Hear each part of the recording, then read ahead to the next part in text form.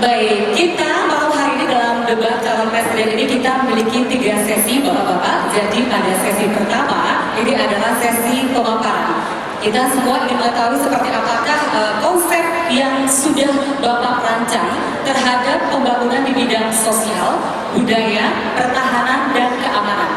Jadi masing-masing nanti waktunya adalah 2 menit, kita berikan porsi dan kesempatan yang sama. Sementara sesi yang kedua, ya, kemudian setelah satu putaran, sesi kedua yaitu sesi eksplorasi. Setiap kandidat akan kami berikan pertanyaan dan kemudian menjawab maksimal 120 detik, sedangkan peserta lainnya kemudian merespon atas jawaban yang bukan 1 menit. Karena terakhir, karena 5 mungkin kita akan berikan kesempatan balik bagi sang kandidat untuk merespon baliknya. baik, sebentar itu untuk sesi ketiga yaitu closing statement untuk semakin menegaskan apa saja yang akan Bapak-Bapak lakukan ketika suatu saat nanti diberi amanah oleh masyarakat Indonesia menjadi pemimpin bangsa ini. Hadirin dan pemirsa, kita beri semangat sekali lagi untuk kelima calon presiden peserta konferensi Partai Demokrat. Ya, Bapak calon presiden, saya membuat 2 kartu, jadi sebagai pertanda, jika waktunya kurang 15 detik, saya akan mengangkat warna kuning. Jika kemudian waktunya habis, warna merah. Jika Bapak bablas terus, saya akan turun, Pak. Baik, tepuk tangan buat kelima kandidat kali ini. Baik, kita langsung masuk ke sesi yang pertama, di mana sesi ini adalah sesi pemaparan. Masing-masing punya waktu 2 menit untuk menyampaikan konsep seperti apa yang akan mereka usung terhadap pembangunan sosial, budaya, pertahanan, dan keamanan. Dan yang pertama mendapatkan kesempatan, hadirin, inilah dia, Bapak Dr. Haji Marzuki Ali SE, MM. Ya, 2 menit Mas Kak. Terima kasih. Kalau kita bicara sosial budaya, maka kita berbicara tentang nilai-nilai. Bahwa nilai-nilai ini sejak dulu ada, tumbuh dan berkembang sampai kekiniannya. Dan itu kita rasakan semua. Para hadirin yang saya hormati, dalam situasi kondisi sekarang ini tentu berbeda dengan pada saat dulunya, di mana timbul interest baru yang menimbulkan adanya perbedaan sikap dan lain sebagainya. Oleh karena itu, kalau saya diberikan kepercayaan untuk memimpin negara Republik Indonesia ini, maka pertama yang saya lakukan adalah memberikan keteladanan. Sebagai pemimpin, saya harus memberikan keteladanan sebagai seorang pemimpin yang negarawan. Saya tidak akan mementingkan diri saya sendiri. Bagaimana saya memberikan contoh sikap yang jujur, sikap yang adil, sikap yang amanah, supaya bangsa ini bisa berubah. Yang kedua, bagaimana kita membangun pendidikan yang bisa membangun karakter budaya bangsa yang tangguh, budaya yang unggul, budaya yang bermartabat, dan tanpa asimetrik di dalam informasi, diseminasi informasi dari atas sampai ke bawah. Yang ketiga, tentulah ada intervensi saya di dalam mengalokasikan budget dalam rangka tumbuh dan berkembangnya nilai-nilai tradisional, dan tentu akan mengadaptasi nilai-nilai baru yang memang dibutuhkan oleh bangsa ini supaya bangsa ini menjadi bangsa yang unggul. Baik, kita beri aplaus sekali lagi. Bismillahirrahmanirrahim. Assalamualaikum warahmatullahi wabarakatuh. Ya, apa kabar ini? Ape-ape yo.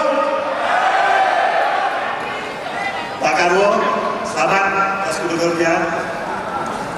Mbak Emil, tadi saya tanyakan apa visi-misi saya dalam bidang sosial dan budaya dan pertahanan negara. Sebenarnya saya ditakdirkan memimpin bangsa ini. Pertama tentu kita harus tahu tujuan daripada kita bernegara sebagaimana yang diamanatkan Bung Karno dan Bung Karno pertama adalah bagaimana menjaga kedaulatan negara dan tumpah darah Indonesia. Itu yang pertama menjadi tujuan kita. Yang kedua, meningkatkan kesejahteraan. Ya. Yang ketiga, mencerdaskan kehidupan bangsa dan menjaga ketertiban ini. Untuk menjaga itu, langkah kita pertama adalah bagaimana untuk melindungi segenap bangsa Indonesia. TNI dan Polri harus profesional. TNI sebagai alat pertahanan negara, ya harus alutsistanya harus modern sehingga kita bisa kuat, tidak dianggap enteng oleh negara lain, saudara-saudara. Itu yang harus kita dalam menjaga ketertiban dan menjaga ketertiban kita harus menciptakan TNI Polri yang profesional, yang angkuh, yang cinta sama rakyatnya. Nah, untuk itu, ya, pertahanan keamanan kita insya Allah akan mampu menjaga ketertiban dan kedaulatan. Dalam bidang sosial budaya, saudara sekalian, kita harus menciptakan bangsa Indonesia yang maju dan unggul, ya, kepribadiannya, pengetahuannya, kecerdasannya, biar bisa bersaing dengan negara-negara lain, saudara sekalian. 2015 kita akan masuk era baru, untuk desa yang harus ditingkatkan. Oleh karena itu kita harus menciptakan rakyat Indonesia yang cerdas, yang siap. Assalamualaikum. Saya minta supporter saya hening. Saya mau ini menjadi debat yang hening. Biarkan saya masuk hati dan otak dari saudara-saudara sekalian. Tema besar saya adalah sederhana, nasionalisme unggul. Mengapa ini penting? Bukan nasionalisme asal-asalan aja, tapi nasionalisme yang bisa membuat Indonesia menjadi bangsa yang paling unggul di Asia. Nah, dalam konteks sosial budaya dan pertahanan, apa artinya? Dalam konteks sosial budaya, artinya apa? Satu, tradisi, kearifan lokal, dan modernitas jalan barengan maju bersama dalam Indonesia unggul. Ya. Apa artinya? Ini artinya kita bisa menjadi ekonomi 1 triliun, tapi kita tidak propos budayanya dan tidak kehilangan kearifan lokal. Saya ingin melihat misalnya anak-anak kita bisa bahasa daerah, bisa bahasa Indonesia, dan juga bisa satu bahasa internasional. Saya ingin melihat industri budaya dan kreatif menjadi bagian dari perkembangan ekonomi kita. Dan saya juga ingin melihat budaya Indonesia mendunia, angklungnya, gamelannya, wayangnya, dan lain sebagainya. Itu di sosial budaya. Hankamnya apa artinya unggul? Hankam berarti ini. Pertama, reformasi militer telah menjadi salah satu reformasi yang paling maju dari seluruh reformasi Indonesia. Ini harus terus dijaga. Kedua, saya ingin melihat agar di Indonesia ini TNI ini peran kita, peran strategis kita tidak usah jauh-jauh menguasai Samudra India atau Pasifik, tapi terfokus di dalam di mana di lautan Nusantara. Kan kita ada wilayah yang sangat strategis, 17.000 pulau, laut Nusantara yang mencakup 6 juta kilometer persegi. Jadi kita harus fokus ke dalam, kita kuasai wilayah kita sendiri, dan ini harus menjadi tujuan strategis Indonesia di abad 21. Dan yang terakhir, kita sekarang berada dalam suatu kemewahan strategis, yaitu untuk pertama kalinya bangsa kita itu tidak punya musuh dan tidak ada negara yang menganggap Indonesia sebagai musuh. Ini suatu hal yang tidak dipunyai oleh generasi sebelumnya dan harus kita jaga. Di Jawa Timur ini ada istilah keruk nasi. Itulah yang akan jadi tema sosial saya nanti, yaitu singkatan dari kerukunan nasional. Tetapi kerukunan nasional yang paling mendasar dan kerukunan nasional yang paling sukses apabila kerukunan nasional itu didasari pada kesejahteraan. Karena itu istilah keruk nasi harus betul-betul dinamakan kerukunan nasional, bukan keruk nasi, nasi saya, nasi kamu, nasi saya juga. Ini tema yang harus kita ambil. Yang kedua, kita mempunyai tema sosial yang luar biasa besarnya, yaitu gotong royong. Tetapi gotong royong ini kian lama kian muda karena kemajuan zaman. Saya sudah merenungkan, saya sudah memikirkan apakah kita masih bisa menerapkan gotong royong model abad 21. Ini yang sudah saya rumuskan dan akan saya kemukakan kalau saya terpilih menjadi calon presiden dari Partai Demokrat. Mengenai pertahanan keamanan, dengan selesainya perang dingin dan seperti Dino tadi sampaikan, sebetulnya tidak ada negara lain yang ingin memusuhi Indonesia.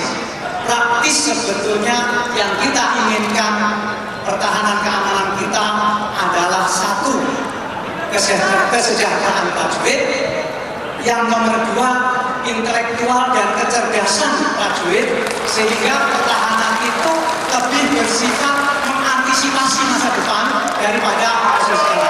Terima kasih.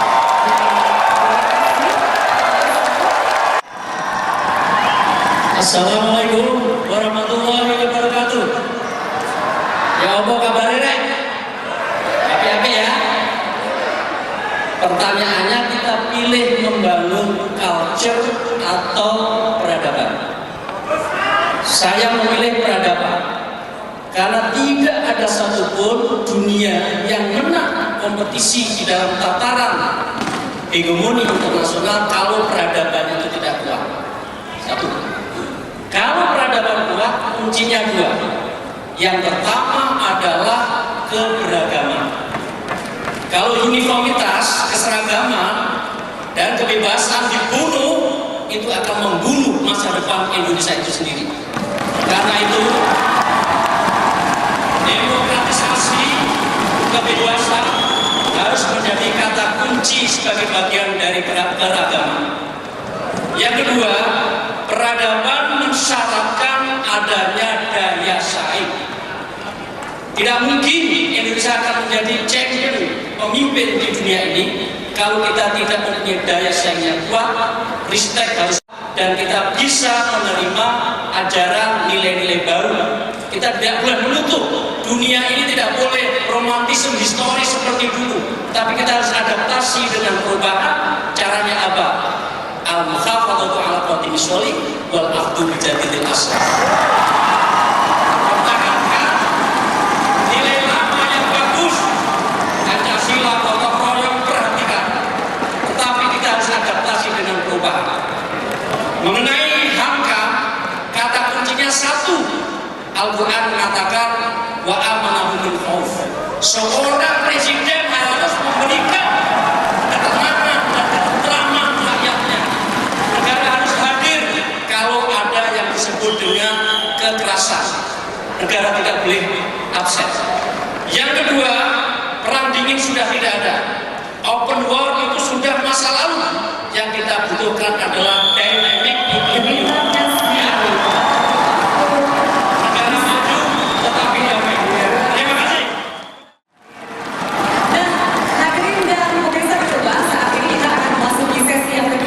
Di mana sesi kedua ini Bapak-Bapak, ini merupakan sesi eksplorasi. Jadi nanti ada beberapa pertanyaan dari kami yang dijawab, ditujukan misalnya kepada Pak Marsudi Ali. Jawaban dari Pak Marsudi Ali nantinya akan mendapatkan tanggapan dari calon presiden yang lainnya. Dan terakhir nanti Pak Marsudi Ali mungkin nanti akan memberikan penguatan terhadap jawaban semula, begitu ya. Baik, untuk pertanyaan pertama nanti langsung dijawab oleh Pak Marsudi Ali. Waktunya sekitar 2 menit. Jadi kalau kita bisa katakan bahwa tradisi gotong royong, tolong menolong, kemudian toleransi itu merupakan sebuah tradisi bangsa Indonesia. Bahkan tidak hanya sekedar tradisi, tapi merupakan kekuatan bangsa ini. Disadari atau tidak, ternyata tradisi-tradisi luhur tersebut yang lama, yang memuda. Nah, ketika Pak Marsudi Ali insya Allah mendapatkan amanah dari rakyat Indonesia menjadi Presiden Republik Indonesia, kira-kira upaya konkret apa yang Bapak akan lakukan untuk tetap menumbuh kembangkan budaya dan tradisi luhur tadi? Silakan. Kalau kita bicara tradisi, kita bicara ada unsur manusia dan ada bicara tentang kebiasaan. Itulah yang disebut tradisi. Saya sampaikan tadi, perkembangan sosial budaya kita sejak dulu sampai sekarang ini luar biasa, sehingga banyak sekali nilai-nilai dasar yang kita miliki yang sangat mulia itu menjadi bias dan justru seringkali berkembang nilai-nilai yang tidak produktif. Oleh karenanya, sekali lagi saya sampaikan, kalau saya dipercaya, maka keteladanan itu yang menjadi hal yang utama. Bagaimana kita membangun kehidupan sosial yang harmoni, sikap yang gotong royong, saling membantu. Yang kedua, kita berikan pendidikan yang baik, dimulai dari sekolah dasar.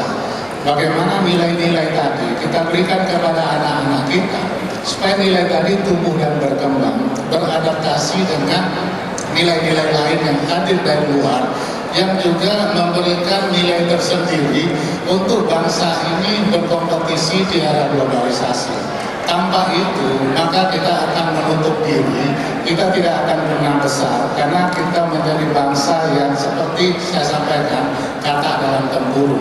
Tetapi nilai yang baik, nilai dasar, luhur yang dimiliki oleh bangsa ini harus tetap kita lestarikan dengan mengadopsi nilai-nilai baik yang datang dalam rangka kita mengadopsi di dalam kita mengantisipasi era globalisasi, di mana persaingan itu sudah menjadi keniscayaan di antara negara-negara yang hadir di dunia ini.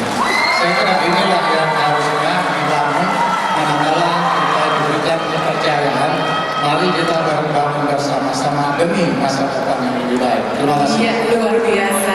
Tapi atau tidak setuju dengan pertanyaan Pak Sugari, waktunya 1 menit.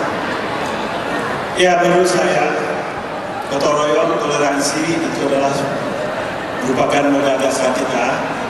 Jadi saya jangan bercerita bagaimana kekaguman seorang diplomat dari Timur Tengah yang mengatakan bangsa Indonesia ini adalah the miracle nation, bangsa yang mujizat. Kenapa dia bilang?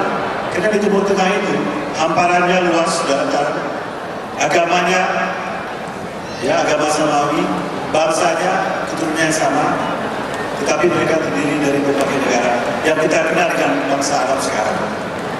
Jadi artinya Soviet pun luntur, Yugoslavia pun balkanisasi, tapi Indonesia yang 17.000 pulau, ratusan etnik, ya puluhan suku, tetapi tetap bersatu menjadi Indonesia karena ada semangat gotong royong, toleransi dan kebersamaan. Itulah yang perlu saya kekuatan kepada bangsa ini. Terima kasih. Terima kasih Pak Irwan. Saya sudah lama nggak tahu kenapa kerajaan Majapahit tumbang setelah ratusan tahun. Baru kemarin ini saya dan ke Mahkamah Senang Anggar atau Jawa. Tumbang kenapa? Karena orangnya propos. Prabu Brawijaya sendiri bilang karena pangeran dan rakyatnya mabuk-mabukan dan bermaksiat dan menjadi bodoh, berjudi dan lain sebagainya. Ini berlaku bagi kita sekarang. Kalau bangsa Indonesia tidak bisa mempertahankan keluhuran nilai-nilai kita sendiri, bangsa Indonesia akan mengalami apa yang terjadi pada kerajaan Majapahit, tumbang.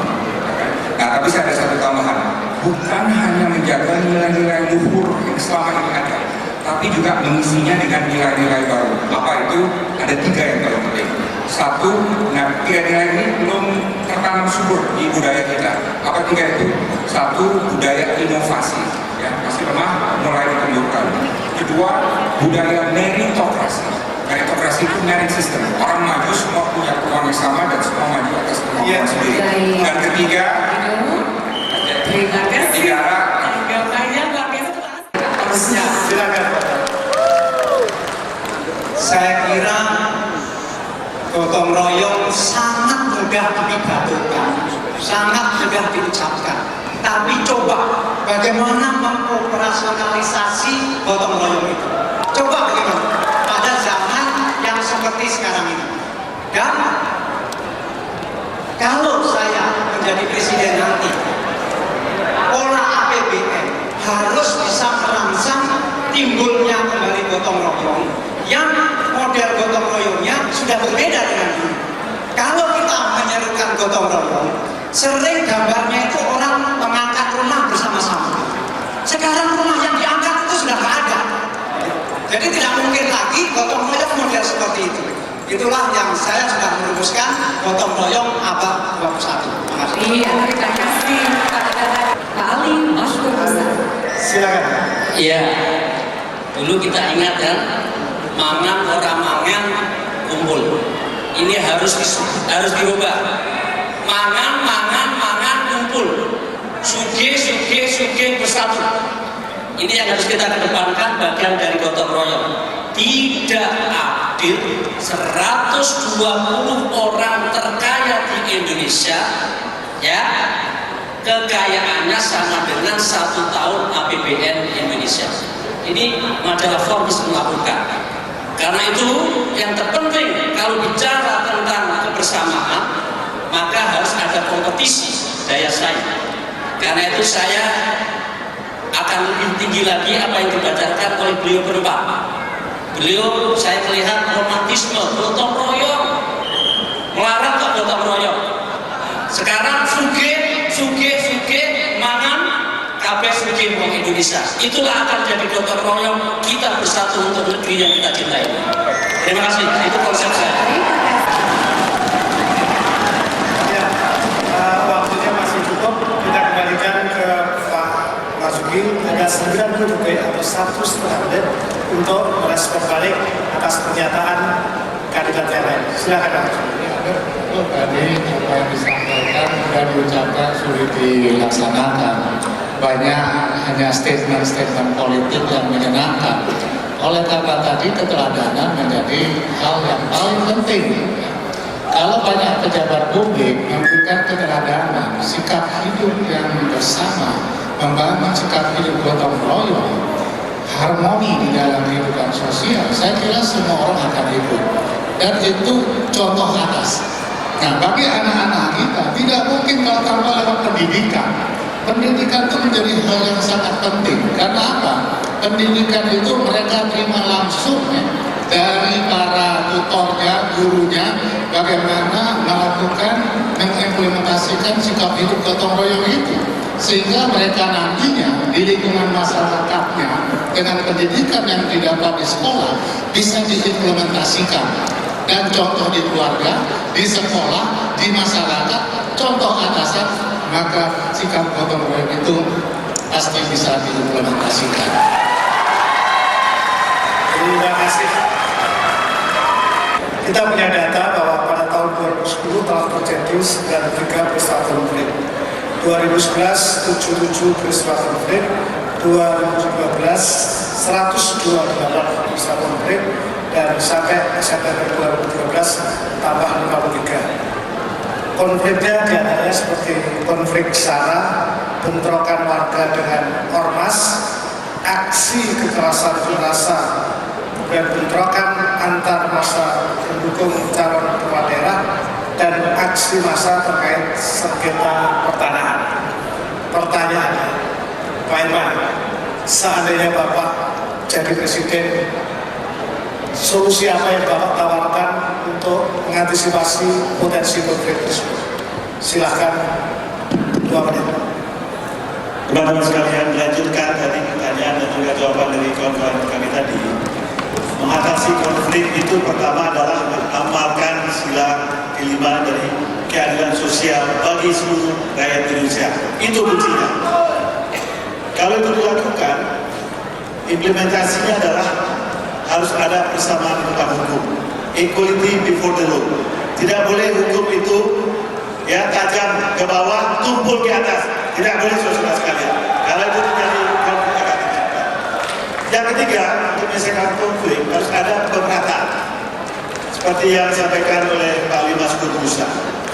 Tidak boleh di bumi ini sebuah kebijakan yang hanya menghasilkan 120 warga negara yang super kaya. Ya, yang sebagian besar melarang.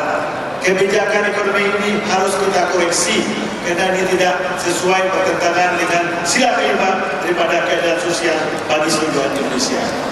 Nah, kalau ini kita lakukan, menurut saya tentu masalah konflik itu tentu akan bisa kita redam, ya, bisa kita hilangkan. Itu tidak mungkin, ya, sebab paling banyak konflik itu terjadi kalau ada kecemburuan sosial, ya, dan hal sebagainya. Yang keempat, kita harus membangun toleransi di antara kita.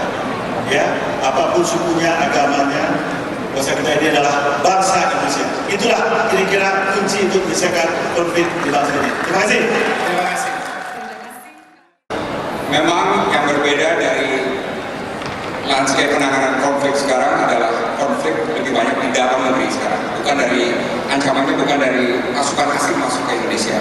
Dan ini akan menjadi acuan kita ke depan. Konflik ke depan itu lebih banyak kepada sumber-sumber alam, konflik yang mengenai energi, mengenai pangan, mengenai sumber daya dan lain sebagainya. Jadi kita harus siap dengan kondisi ini. Satu-satunya cara untuk mengantisipasi ini ada dua. Satu adalah meningkatkan rasa keadilan. Jadi orang siapapun, kelas ekonomi di mana, di atas, menengah dan bawah, dan di provinsi manapun merasa diperlakukan sama oleh hukum. Ya. Saya kemarin sempat ke pasar berdiskusi dengan seorang pedagang namanya Pak Nanang, pedagang besar. Dia bilang, Pak Dino, ini hukum hanya milik orang kaya aja. Dia bilang, mungkin nggak begitu realitasnya, tapi ada perasaan seperti itu. Dan selama ada perasaan itu, maka penanganan konflik di Indonesia semakin sulit. Jadi saya setuju dengan rekan-rekan saya, supremasi hukum harus menjadi acuan utama untuk menyelesaikan konflik di Indonesia. Baik, terima kasih Pak Dino Pamijala. Nah, kalau misalnya Baik, semakin jelas dari tahun ke tahun jenis-jenis konflik yang terjadi di Indonesia. Ada masalah kaitannya dengan perkebunan, ada kaitannya antar sekolah, ada kaitannya aliran agama, dan seterusnya. Nah, ini ada contoh konkret yang berhasil menyelesaikan persoalan-persoalan pelik. Ketua konvensi ini, Pak Mahfud Basuni, itu menjadi tim bagaimana warga Indonesia yang terkena hukuman mati di luar negeri itu bisa diupayakan keringanannya, dan beliau berhasil. Nah, konflik-konflik ini karena sudah semakin jelas jenisnya apa saja, maka masing-masing konflik itu ada penanggung jawabnya seperti Pak Mahfud Basuni di masalah hukuman itu, dan itu orang yang paling expert di situ. Terima kasih. Ya, konflik itu sebab atau akibat. Saya menyetujui konflik itu sebagai akibat. Akibat apa? Yaitu kesenjangan dan kemiskinan. Dalam konteks ini saya setuju dengan Mas Firman Kusuma. Tetapi saya tidak lengkap kalau jawaban penyelesaiannya hanya supremasi hukum dan keadilan. Karena supremasi dan keadilan itu kuncinya adalah kesejahteraan. Jadi dengan demikian, untuk menghilangkan konflik, lakukanlah yang saya sebut dengan toleransi. Saya sering mengatakan tidak ada Indonesia tanpa pluralisme. Tidak ada pluralisme tanpa toleransi. Inilah kekayaan Indonesia yang sekarang mulai hilang. Yang kedua, gunakan dialog sebagai modus media untuk menyelesaikan konflik. Jangan hard power, sedikit-sedikit ditembak. Itu juga masyarakat kita masih bisa kita selamatkan dengan cara dialog. Budayakan dialog di negeri Pancasila yang kita cintai. terima kasih. Pak Ali Bastur Ustaz. Selanjutnya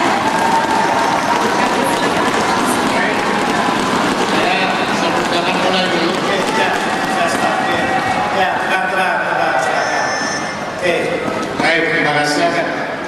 Banyak orang yang konflik itu tidak tahu apa yang dikonflikkan, ikut-ikutan. Makanya diseminasi informasi itu harus merata. Ya, informasi itu harus merata supaya tahu apa alasan konflik. Yang kedua, bahwa konflik itu biasanya resources yang tidak adil. Yang ketiga, alokasi APBN yang tidak adil. Itu juga menyebabkan konflik. Yang keempat, masalah keteladanan. Pemimpin yang tidak memberikan keteladanan, selalu diskriminatif, itu juga bisa menyebabkan konflik. Oleh karena empat hal tadi bisa diselesaikan dengan meningkatkan keadilannya. Yang bagian sisi lain, represifnya penegakan hukum. Hukum harus tegak. Jadi siapapun konflik ada dua pihak, hukum harus tegakkan di sana. Saya kira demikian. baik, terima kasih Pak Sumiati. Dan sekarang giliran Pak Irman Kusnat, tadi ada yang setuju, ada yang menambahkan, ada juga yang mungkin agak sedikit tidak setuju gitu Pak Irman. Pak Irman Ya, sendiri bagaimana? Mungkin ada mau ditambahkan, silakan. Silakan. Ya, saya lihat tadi dari apa yang saya sampaikan di awal itu sudah direspon positif juga oleh Pak Dino, salah keadilan, kemudian pemerataan ekonomi dan toleransi. Jadi boleh dikatakan apa yang kami sampaikan itu merupakan solusi yang komprehensif dalam penyelesaian konflik tadi, ya, supaya sila kelima kita itu betul kita terapkan sebagai sila keadilan sosial, bukan seperti yang dipresentasikan orang seolah kesialan sosial bagi seluruh rakyat Indonesia. Ini yang harus kita selesaikan persoalannya. Harus ada pemerataan ekonomi, harus ada akses pendidikan dan kesehatan yang sama kepada masyarakat. Nah, dari rumusan ini menurut saya, kalau ini bisa kita lakukan dengan baik, insya Allah potensi konflik itu akan mereda, sehingga bangsa kita ini akan bisa menjadi bangsa yang terkemuka, maju dan mandiri sebagaimana bangsa-bangsa lain. Terima kasih. Baik, terima kasih.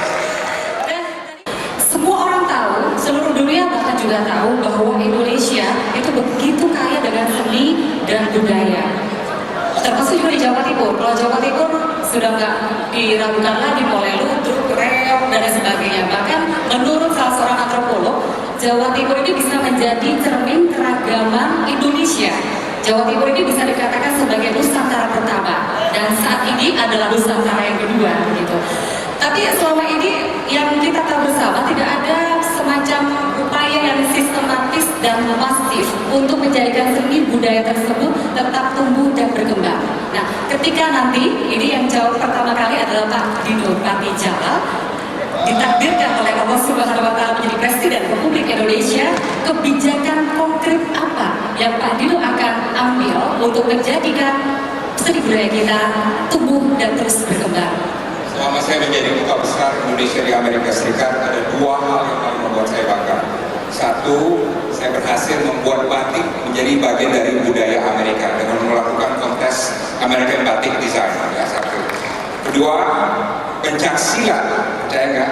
Pencaksilat telah masuk menjadi kurikulum di American University di Washington DC. Ya. Berarti apa? Bisa dilakukan di luar negeri, tapi di dalam negeri harus memang ada usaha yang sistematis, ya. Nah, begini, kalau saya menjadi Presiden Indonesia, pertama saya akan memberikan riset anggaran 100 miliar untuk pihak-pihak yang membuat riset mengenai budaya di Indonesia. 100 miliar, saya kira itu cukup untuk bangsa sebesar Indonesia. Kedua, saya akan mendirikan pusat-pusat budaya di seluruh provinsi dan termasuk di seluruh kota di Indonesia. Dan TV lokal diwajibkan untuk membuat acara atau program yang berbahasa daerah. Dan saya juga akan melancarkan suatu program di mana ini sekarang ini saya orang Minang, ya, tapi mungkin budaya Minang hanya dipromosikan dan dimajukan oleh orang-orang Minang. Kenapa nggak oleh orang Jawa, ya kan?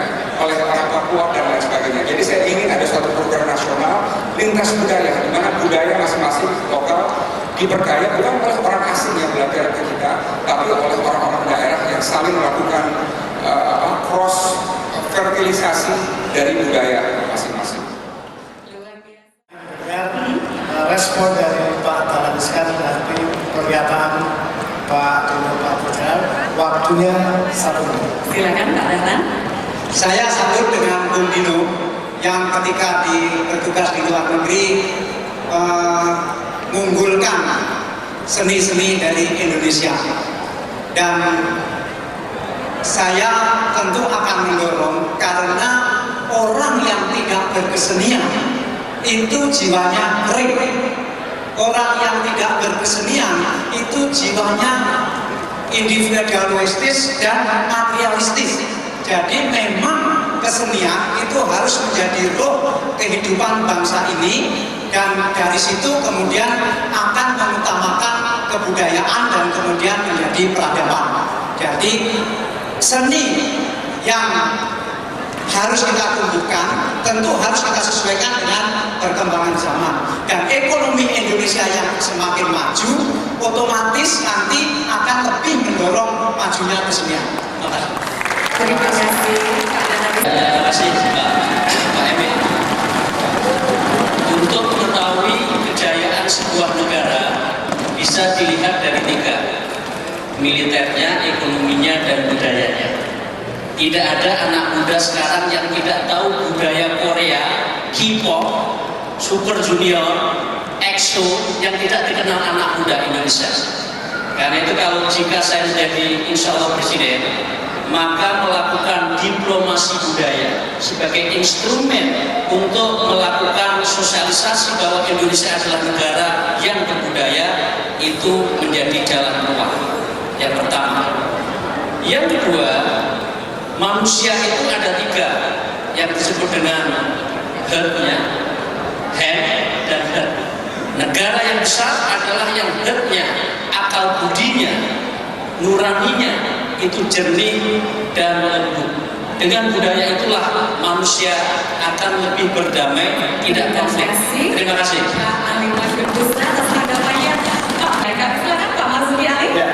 Ya, kalau kita bicara seni dan budaya, maka konteks yang lebih besar adalah kita bicara tentang budaya. Seni itu bagian daripada budaya. Seni tradisional itu harus kita lestarikan, ya. Ini tumbuh dan berkembang di masyarakat yang kontemporer, tentu berkembang sesuai dengan perkembangan zaman.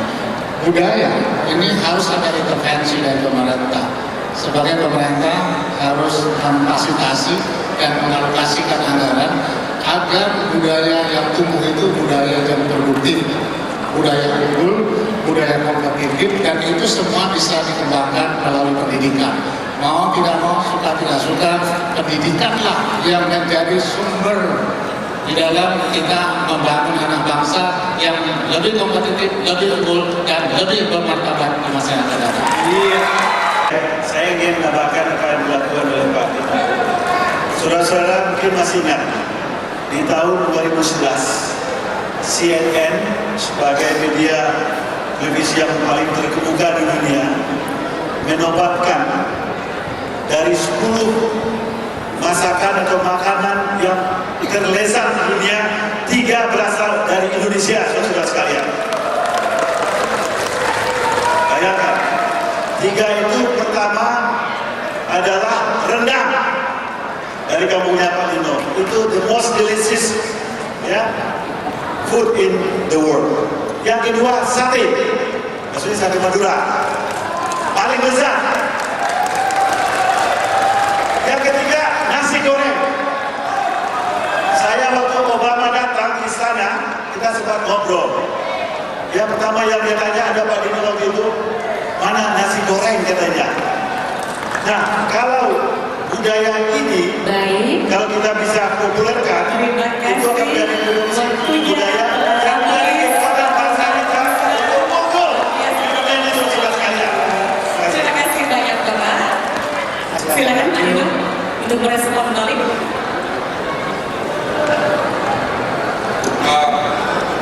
Ini sekarang kasih tetap mengenai budaya tadi. Iya. Ya, wah saya senang sekali semua setuju bahwa budaya Indonesia itu harus menjadi tuan rumah di negara kita sendiri.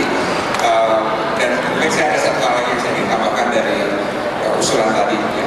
Saya ingin di setiap kota di Indonesia itu ada zona budaya, ya, zona budaya. Karena kalau kota itu mau unggul, kota itu mau untuk cantik dan menarik, harus ada komunitas budaya di kota itu, dan ini harus mendapat program bantuan dari pemerintah Indonesia. Tapi saya juga ingin satu hal, budaya Indonesia sudah hebat di negara sendiri. Cuma satu, sekarang kita harus masuk ke lompatan yang berikutnya, yaitu program nasional untuk menduniakan budaya Indonesia. Apakah itu wayang, apakah itu angklung, apakah itu gamelan, dan lain sebagainya. Jadi ini sudah masanya budaya kita tidak hanya unggul di dalam negeri, tapi mendunia menjadi salah satu kekuatan budaya global. Karena masanya sudah ada di kita. Kita punya kekayaan budaya, kita punya cara-caranya, kita punya sumber-sumbernya. Dan kalau kita jadikan program nasional, maka saya yakin budaya Indonesia akan dikenal bukan hanya di Asia Tenggara, tapi secara global. Ya, terima kasih. Lain bahwa ada sebuah riset yang dilakukan Pusat Kajian Komunikasi di kalangan anak siswa SMA dan kemudian perguruan tinggi. Anak-anak itu ternyata lebih hafal nama-nama tokoh idola asing daripada tokoh pahlawan. Nah, pertanyaan saya Pak Dahlan Iskan, bagaimana kalau Bapak jadi Presiden untuk membangkitkan kebanggaan anak-anak Indonesia terhadap tokoh idola Indonesia?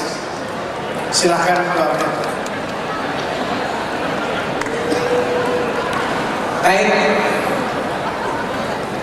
idola itu tidak hanya di bidang tertentu, dan masing-masing kelompok, masing-masing generasi, masing-masing segmen harus punya idola sendiri-sendiri. Jadi membuat sebanyak mungkin idola itu semakin baik. Tidak lagi harus pahlawan tahun berapa. Sebaiknya memang sebanyak mungkin diciptakan pahlawan-pahlawan baru di berbagai bidang untuk melengkapi pahlawan-pahlawan yang di masa lalu. Dan saya kira memang kurikulum kita yang tahun 2013 sudah sangat bagus untuk diterapkan, karena di situ sekaligus mengajarkan logika, mengajarkan etika, mengajarkan estetika, dan mengajarkan kinestika. Melalui pelajaran itu nanti yang sudah berbeda dengan dulu, maka mengidolakan siapapun di Indonesia yang berprestasi itu akan membantu sekali. Reformasi sudah jalan 15 tahun kurang sedikit. Hasilnya banyak yang bagus. Yang kurang bagus satu, yaitu terjadinya erosi kebangsaan, merosotnya rasa memiliki bangsa ini. Karena itu kalau saya insya Allah jadi presiden, pendidikan bela negara akan kita lakukan di semua jenjang pendidikan kita. Memang dulu orang berjibir, apa itu P4, apa itu pendidikan bela negara, apa itu Lemhanas. Ternyata itu sangat efektif untuk memiliki rasa bangsa itu. Jadi yang disebut hubul waton minal iman, itu salah satu caranya adalah internalisasi nilai di dalam sistem pendidikan.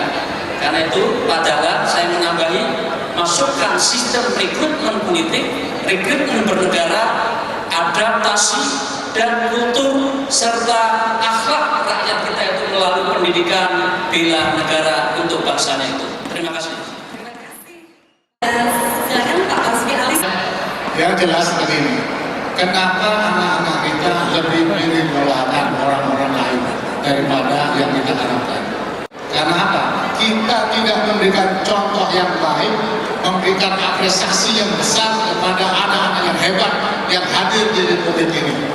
Banyak orang-orang pintar kita yang kerja di luar negeri yang tidak kita hargai dan justru dipakai oleh bangsa-bangsa lain dan dimanfaatkan untuk kepentingan bangsa lain. Kalau saya jadi presiden, mereka saya akan kembali ke Indonesia, menjadi kebanggaan bagi bangsa Indonesia. Insya Allah anak-anak kita akan bangga dengan bangsanya sendiri. Dunia ini sudah di tangan kita. Jadi tidak ada batas-batas, informasi itu sudah lepas. Yang paling penting kemajuan itu harus kita manfaatkan.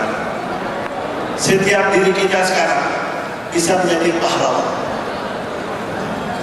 Tergantung sejauh mana kepedulian dan tindakan kita.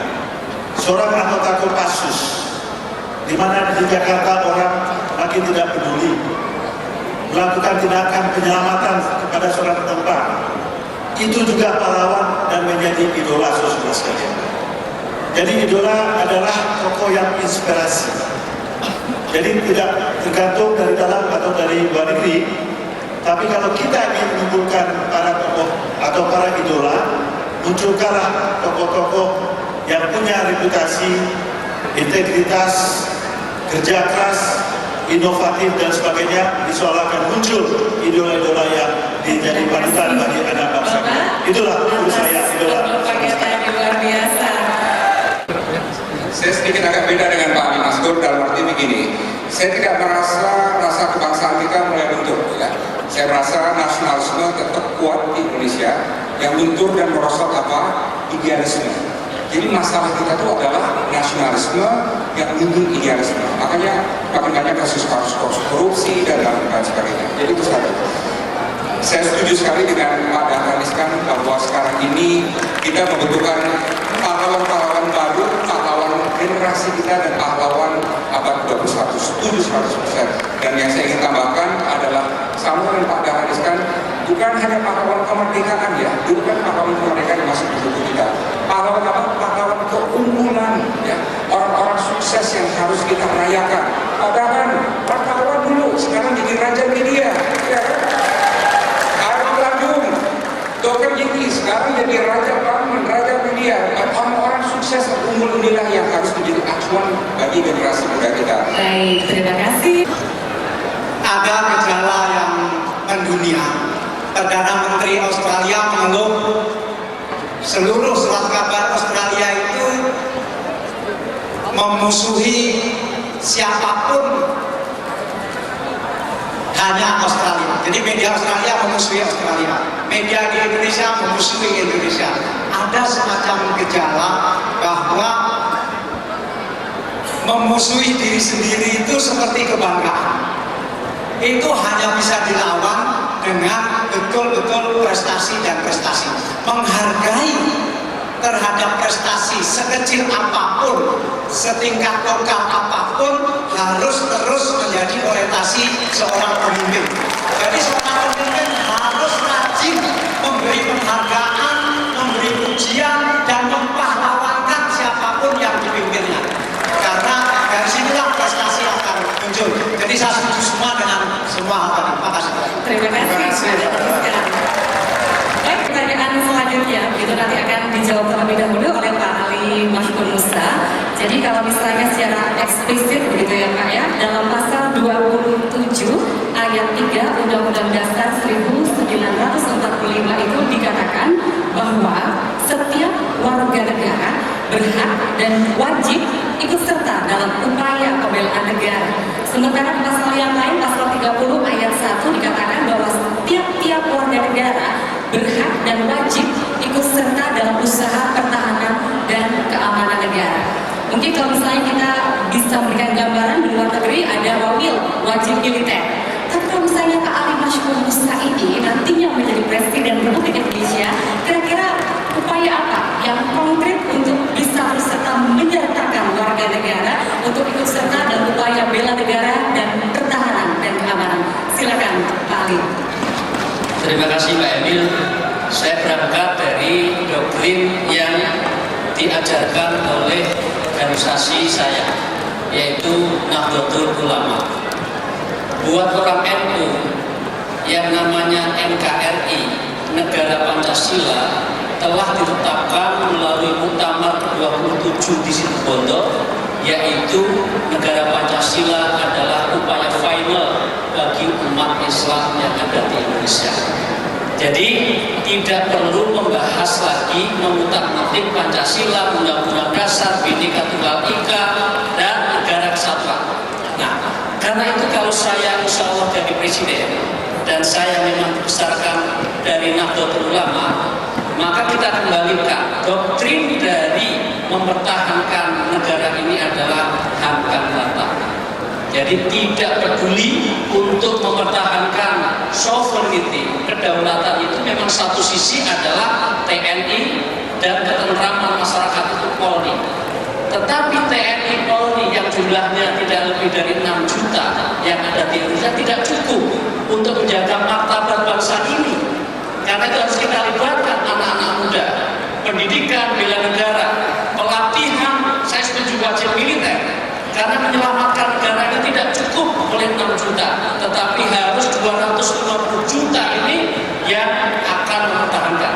Jadi kalau ada negara yang jumlah penduduknya hanya sekitar 2 juta, ngeledek ke Indonesia, kita estimate saja dia akan takut. Kalau Hamkan Rata itu menjadi bagian dari sistem kita yang itu menjadi prinsip yang kita ajarkan.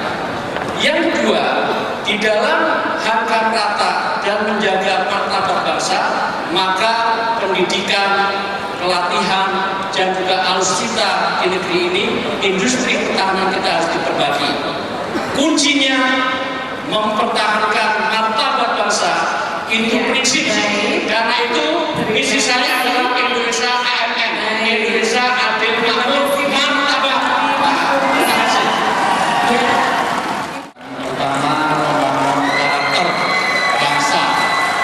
Yang kedua, membangun kapasitas bangsa. Karakter building, capacity building. Karakter dibangun sejak kecil.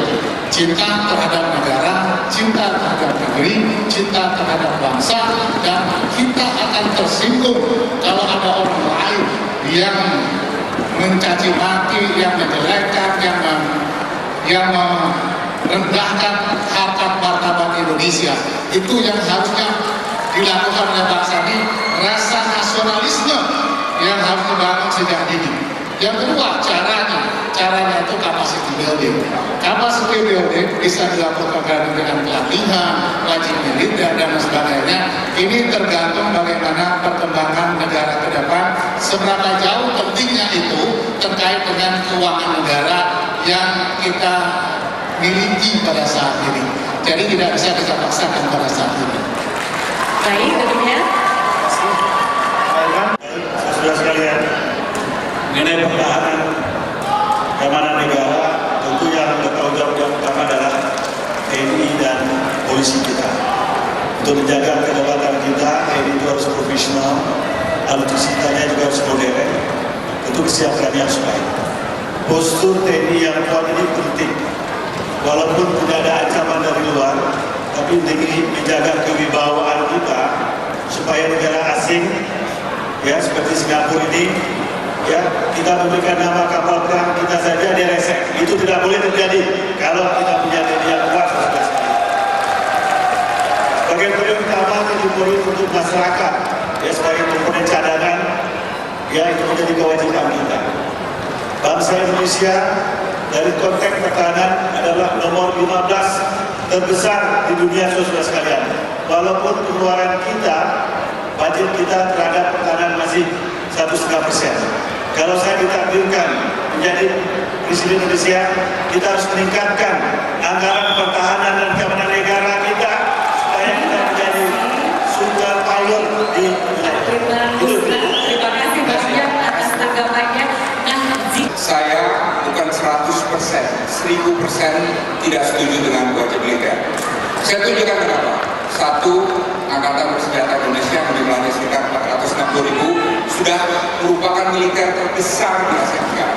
Oke, satu. Kedua, ada 2 juta orang yang masuk lapangan kerja setiap tahun. Kalau mereka kita ambil masuk jadi wajib militer, siapa yang bayar ongkosnya?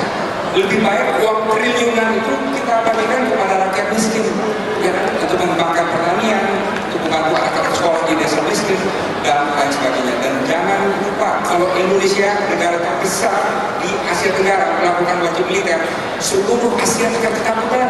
Ya, padahal kita tidak ada musuh lagi. Padahal seluruh ASEAN telah ada suatu kerjasama keamanan se-Asia Tenggara. Jadi saya 1000% tidak setuju wajib militer, dan hati-hati ini akan dicatat oleh dunia luar dan mereka bisa gelisah lihat Indonesia arahnya mau kemana sekarang. Iya, terima kasih Pak. Pokoknya untuk kesejahteraan rakyat lebih penting. Iya. Menarik ini.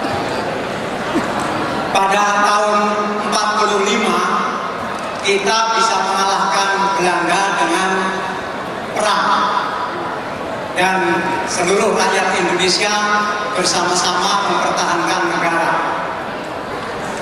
Tahun 2010 sebetulnya Indonesia kembali mengalahkan Belanda, tapi kali ini dengan ekonomi. Tahun 2010 ekonomi Indonesia itu sudah lebih besar dari ekonomi Belanda, dan tidak mustahil 2-3 tahun lagi kita akan mengalahkan ekonomi Spanyol. Karena itu yang disebut bela negara juga harus menyebar ke seluruh sektor.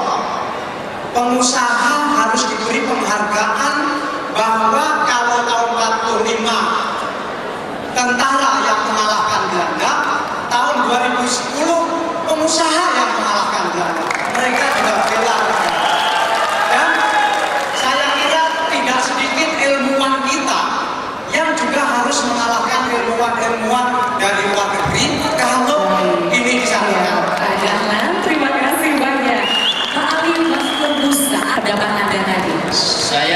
sangat senang kalau tidak setuju dengan pendapat saya, khususnya dari Mas Dini. Pilihannya satu, apakah negara ini akan siap tercabik-cabik? Artinya kedaulatan itu lebih dikalahkan hanya kepentingan pleasure-nya, enaknya, leha-lehanya anak muda sekarang.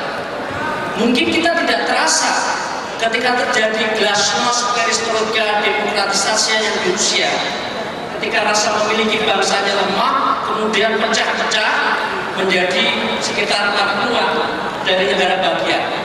Memang enak itu adalah ketika bersatu. Tetapi orang Wong Jawa mengatakan getun itu nek buri. Jadi mumpung belum negara ini tercabik-cabik, buatlah sebuah prinsip bela negara itu ada sangat penting. Ini yang pertama.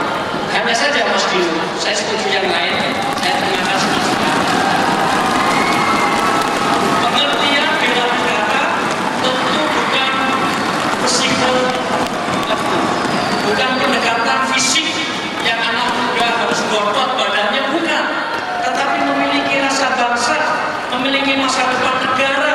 Saya itu duwe dan melok nandar beni negara ini penting. Tidak ada artinya kemajuan kalau negara pecah. Itu yang saya inginkan. Rasa memiliki bangsa itu adalah penting. Demikian.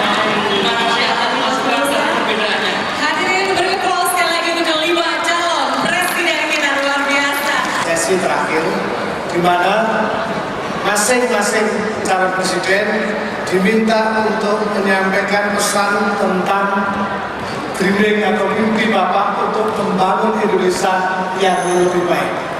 Ini statement Bapak sendiri disampaikan kepada publik Indonesia, waktunya 120 detik atau 2 menit. Kita mulai dari Pak Marzuki. Di era otonomi daerah ini, mau tidak mau, suka dan tidak suka, daerah harus mengatur dirinya sendiri.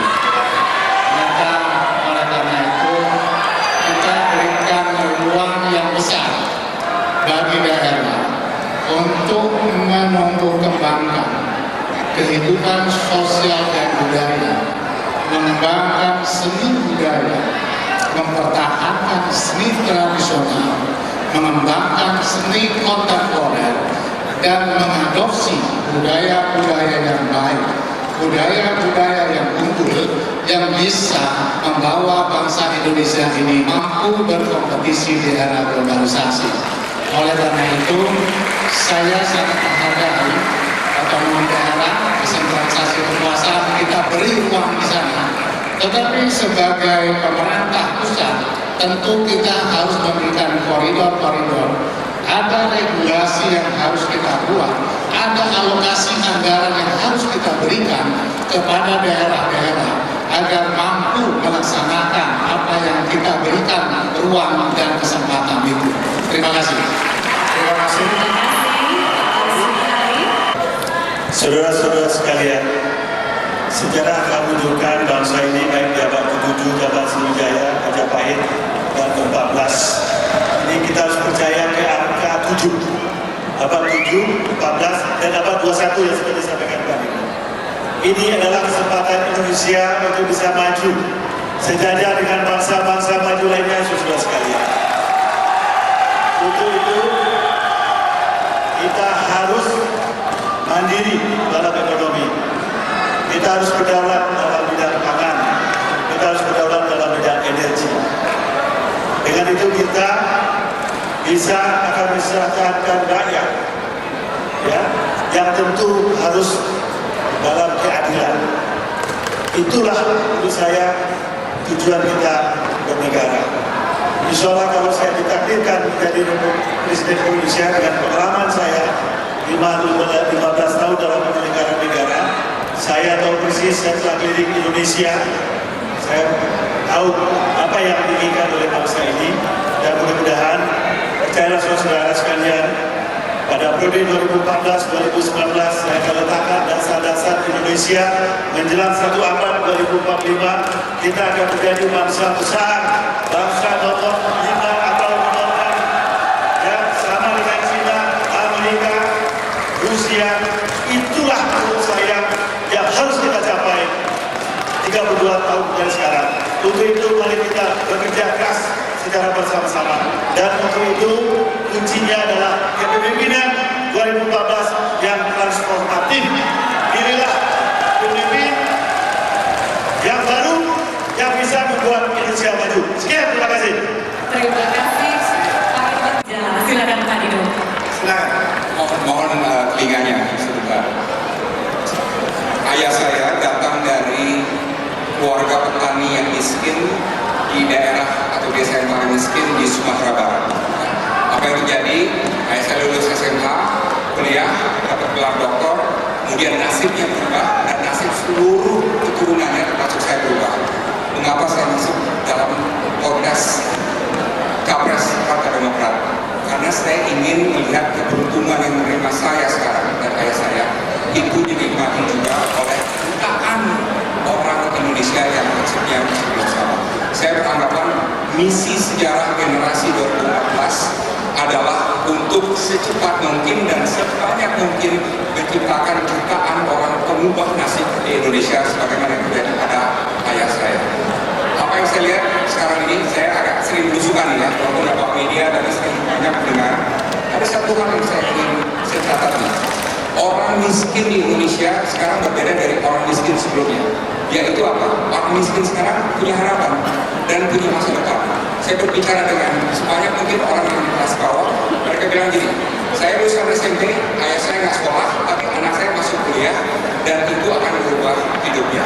Nah, inilah yang saya ingin usahakan agar Indonesia menjadi lautan jutaan orang pengubah nasib yang bermental unggul, tidak minder, percaya diri, dan mereka yakin bahwa masa depan Indonesia dirinya lebih baik ke depan dibanding sebelumnya. Assalamualaikum. Selama 2 tahun saya disekolahkan oleh Pak SBY menjadi Menteri BUMN, saya menjadi tahu bahwa potensi manusia Indonesia luar biasa besarnya. Pabrik semen Gresik, begitu saya minta harus jadi pabrik semen terbesar di Asia Tenggara. Jadi dalam 2 tahun. Saya minta perkebunan kita harus memproduksi buah tropik agar pasar buah kita tidak dibanjiri buah dari luar negeri. Langsung bisa dikerjakan.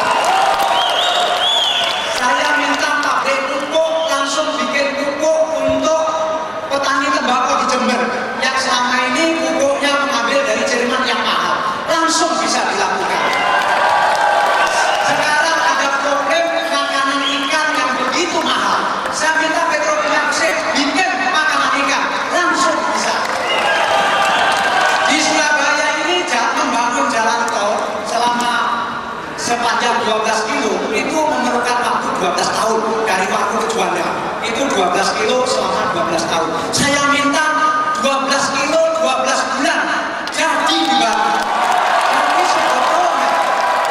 sebetulnya potensi kita luar biasa kalau kita memperhatikan speed dalam setiap urusan kita. Terima kasih. Terima kasih Pak Dido. Terima kasih. Saya tidak mimpi sendiri, tapi ini adalah mimpi seluruh bangsa Indonesia. Ketika saya tanya Ibu, Yu, Nyong, Le, dia mengatakan apa mimpi Anda? Setelah saya simpulkan mimpinya hanya 3. Cak Ali, Mas Ali, saya menginginkan keadilan Indonesia ini.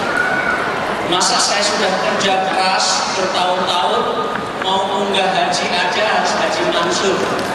Halaman rumahnya tergusur baru bisa haji. Ini nggak adil, Mas. Ini nomor 1. Nomor 2, yaitu apabila saya bekerja, maka masa gaji saya itu 170 kali dari penggajian sistem rekrutmen yang ada di Indonesia. Gaji tertinggi di Indonesia itu adalah Deputi dan Gubernur BI. Dia gajinya take home pay-nya itu sekitar 340 juta, sama dengan 170 kita kerja yang tidak baik. Karena itu mimpi dia, mimpi saya, mimpi kita adalah kemakmuran di negeri ini.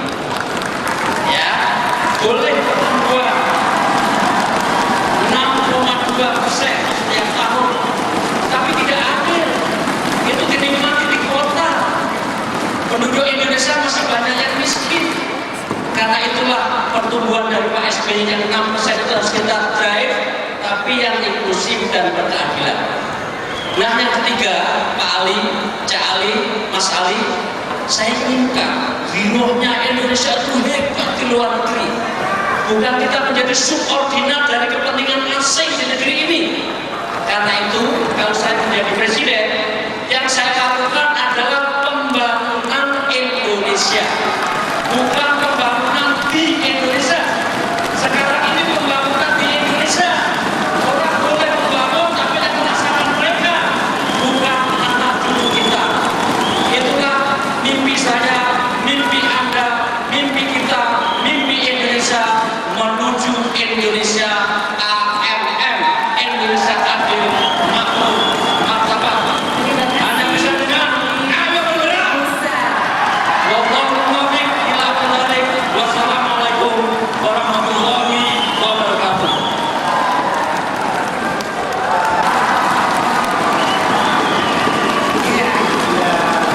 Semakin malam, semangatnya semakin luar biasa. Dan tadi kita sudah menyaksikan bersama, tidak hanya mimpi para calon presiden peserta konferensi Partai Demokrat saja, tapi itu adalah mimpi-mimpi kita bersama sebagai sebuah bangsa, dan siapapun calon presidennya, siapapun pemimpin bangsa ini nanti, mereka bisa merealisasikan mimpi-mimpi itu menjadi nyata. Ya, dan kita sudah menyaksikan selama 1,5 jam orang-orang hebat, 5 orang hebat di negeri ini. Tepuk tangan untuk para calon presiden partai.